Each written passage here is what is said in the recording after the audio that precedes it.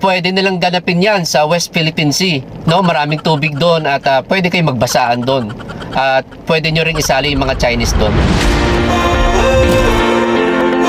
Ano ba yun? Tawa-Tawa Festival? Wata-Wata. Wata-Wata Festival. Siguro Wata-Wata dahil water, ano, kasi basaan. So anyway, ay bakit naman kasi doon kayo nagbasaan sa kalsada? Una, syudad yan. Kapag sinabing syudad, bising lugar. Tapos, yung San Juan, dinadaanan yan papunta sa mga syudad rin. Ibig sabihin, maraming dumadaan dyan ng mga seryosong tao. Ang nakakalungkot doon, baka merong i-interviewin sa trabahong ina-applyan ay nabasa. So, hindi natuloy yung kanyang pinapangarap sanang trabaho na magsisimula na sana yung opportunity niya sa araw na yon. Maaaring meron ding may meeting doon. May meeting kay Boss Toyo para mag-deal ng 3 million na binibenta na lumang plancha. Nabasa. Sa kalsada, nagbasaan kasi. So, ibig sabihin, sa madaling salita, ay hindi naangkop yung ganong festival sa lahat ng uri ng tao. So, hindi siya pwede sa lahat. Nakaka-offend siya sa iba. No? Una, o pangalawa na yata, ay magkakaiba ng paniniwala ang tao. Kasi, hindi naman lahat Catholic. Kasi yung ganyang estilo ng festival, yung may basaan na yan, ay ginagawa karamihan niya ng mga Catholic. Sineselebrate nila si John the Baptist, di ba? So, hindi naman lahat Catholic. Kaya maraming na-offend. Lalo na yung mga rider. So, wala silang laban. Kasi kapag lalaban sila doon, magagalit sila, kukuyugin.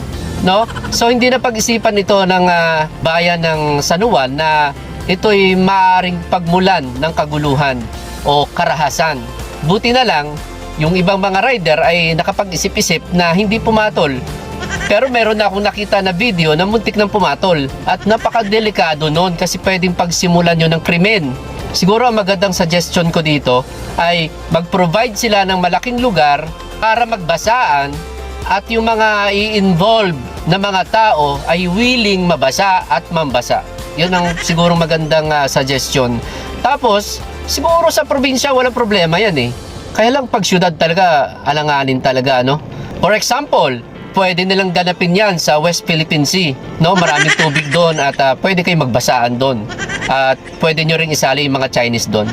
Biro lang. Pero anyway, ang maganda naman dito ay humingi ng pasensya ang bayan ng San Juan. So ibig sabihin, sa pagkakamaling ito ay meron silang lesson na natutunan. Yun naman yung maganda. So, kailangan lang dito magpatawaran, no? Patawarin natin yung mga nakabasa sa atin. Kahit nakakaasar, kapag sa'yo nangyari yun, parang nakakaasar yun, wala kang laban, babasain ka. Siguro next time, marami sigurong lalabas dyan na suggestion para ayusin nila sa susunod. Pagkakalam ko, matagalan nilang hindi ginagawa yan, kaya siguro baka hindi na naangkop sa panahon ngayon, ay pagbigyan natin yung kanilang pagkakamali at bigyan natin ng second chance. Huwag naman nating i-bash, no?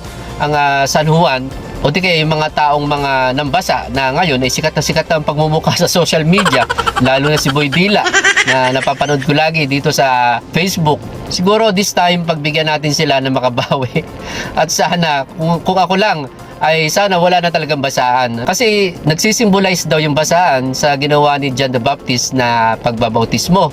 Pero kung aaralin natin ang salita ng Diyos, si John the Baptist ay naglublob sa tubig ng mga tao na may willingness na magpabaptize or magpabasa, magpalubog sa tubig. Ibig sabihin, may consent yung pambabasa sa kanila.